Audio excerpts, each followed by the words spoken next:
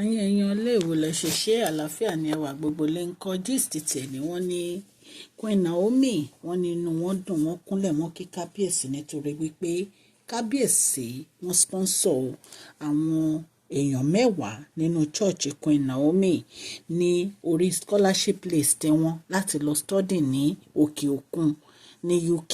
ẹ̀yin èèyàn lè rí pé àǹfààní ńlá nì fún àwọn ọmọ yìí.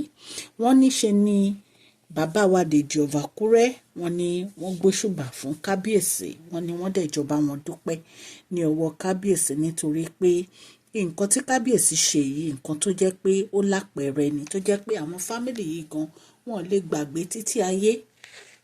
ẹ̀yin èèyàn lé ẹ káàbọ̀ sí Mashola Gist TV. ṣé àlàáfíà ni ẹwà gbogbo lè ń kọ́? à ń sọ̀rọ̀ nípa celebrity gist, royal gist, politics àti gbogbo nǹkan tó ń ṣẹlẹ̀ ní agbègbè orílẹ̀-èdè bàbá wa ní ilẹ̀ Nàìjíríà. ẹ̀yin èèyàn ilẹ̀ Yorùbá là ń sọ lórí channel yìí nítorí pé a fẹ́ gbàgbé àṣà àti èdè wa. a dẹ̀ tún sọ fún àǹfààní àwọn tí wọn ò gbọ́ Gẹ̀ẹ́sì.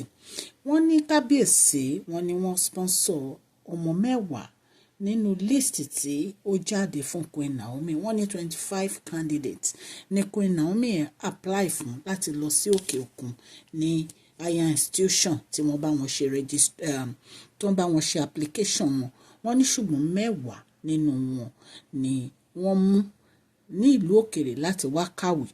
wọ́n ní Queen Naomi dẹ̀ fi list yìí hàn kábíyèsí. wọ́n ní ṣùgbọ́n kábíyèsí approve wọn o láti rán wọn lọ sí òkè òkun àti láti san pocket money gbogbo nǹkan tó bá máa need. wọ́n ní kábíyèsí approve ẹ̀. wọ́n ní inú bàbá wa Deji of Akure dùn gan sí nǹkan tí kábíyèsí ṣe. wọ́n ní Queen Naomi dẹ́kunlẹ̀ láti dúpẹ́ lọ́wọ́ kábíyèsí. ẹ̀yin èèyàn lé advertise lórí channel yìí ní masholagistv@gmail.com. ẹ kàn sí wa nǹkan kí nǹkan tí ẹ bá fẹ́ advertise a máa bá yín advertise ẹ̀ lówó pọ́kú ni kò dẹ̀ nípa yín lára.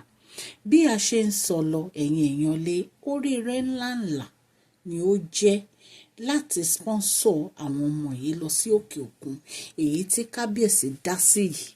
inú mi dùn mo dẹ̀ mọ̀ pé bẹ́ẹ̀ náà nínú àwọn fámìlì àwọn ọmọ yìí máa dùn nítorí pé oore tí kábíyèsí ṣe oore má lè gbàgbé ni. ẹ̀yin náà mọ̀ pé ìgbà tí list tí Queen Naomi kọ́kọ́ ṣe nínú palace scholarship list wọn tó wà nínú palace wọ́n ní ṣe ni àǹtí Wahem wọ́n ní ṣe ni ó lọ mú list yẹn ló turn ẹ̀ upside down ló yọ gbogbo àwọn candidate Queen Naomi tí wọ́n ti ń sponsor ló yọ gbogbo wọn kúrò ló fi tiẹ̀ sí i. wọ́n ní kábíyèsí ò dẹ̀ mọ̀. wọ́n ní ìgbà tí wọ́n release a fund wọ́n ní gbogbo owó yẹn ni wọ́n san pátápátá. later ni àṣírí tú ni kábíyèsí rí pé àwọn táwọn ti ń sponsor tẹ́lẹ̀ kọ́ òun ni ó wà lórí list yìí. kábíyèsí tún ní láti rọ owó míì san ni. ẹ̀yin èèyàn lé ẹ̀rí pé èyí lágbára ṣùgbọ́n ìgbésẹ̀ èyí tí Queen Naomi gbé yìí lórí láti sponsor 10 youth lọ sí UK ìgbésẹ̀ tó dáa ni. ọlọ́run aláàánú á bless Queen Naomi àti kábíyèsí o because mo kàn máa ń wo nǹkan tí ó ń ṣẹlẹ̀ ní Nàìjíríà tó jẹ́ pé àwọn ọmọ yìí wọn ò ní ẹ̀kọ́ tó yè koro. ẹ̀yin ẹ wo àwọn yunifásitì Nàìjíríà wo bá ṣe ń daṣẹ́lẹ̀ ní gbogbo ìgbà. ṣé ọmọ tí wọ́n wá lọ rán lọ sí òkè òkun ṣé kò ní dúpẹ́ ṣé kò ní jó ṣénú ẹ̀ ò ní dùn ṣénú àwọn òbí ò ní dùn ṣé àwọn òbí gan ò ní nífọ̀kànbalẹ̀.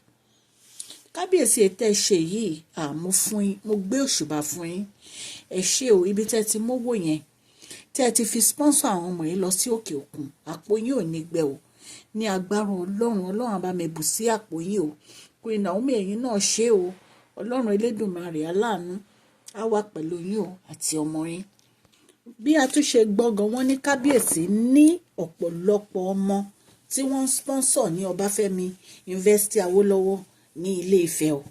wọ́n ní ọ̀pọ̀lọpọ̀ ọmọ ni wọ́n fún ní scholarship láti lọ sí University Ọbáfẹ́mi Awólọ́wọ̀. wọ́n ní scholarship list kábíyèsí wọ́n ló gùn gbọ̀nànà ni. wo iye àwọn ọmọ tí kábíyèsí rán lọ school. ẹ wá ní kọ́lọ́ má gbàdúrà kábíyèsí kò sí kọ́lọ́ má gbàdúrà kábíyèsí. àdúrà kábíyèsí máa gbà ní gbogbo ìgbà tó torí ẹni tó bá ń ṣàánú ọmọ ẹnìkejì ẹ̀ ó di dandan kó rí àánú gbà lọ́wọ́ Ọlọ́run ọba. Bàbá wa Deji of Akure jáde láti appreciate Kabiyesi, láti appreciate Queen Naomi fún iṣẹ́ èyí tí wọ́n ṣe yìí, nítorí pé àánú àwọn ni àwọn méjèèjì ṣe. Nǹkan tí ò lè ní nǹkan téèyàn ò lè gbàgbé, téèyàn ò lè fọwọ́ rọ́ sẹ́yìn, ó ní àwọn méjèèjì ṣe. Ọlọ́run aláàánú á dẹ̀ dáàbò bò yín, Ọlọ́run aláàánú á dẹ̀ ṣàánú fẹ́yìn náà. ẹ̀yin èèyàn létí Queen Naomi ò bá gbégbèsè, ta ló fẹ́ gbégbèsè?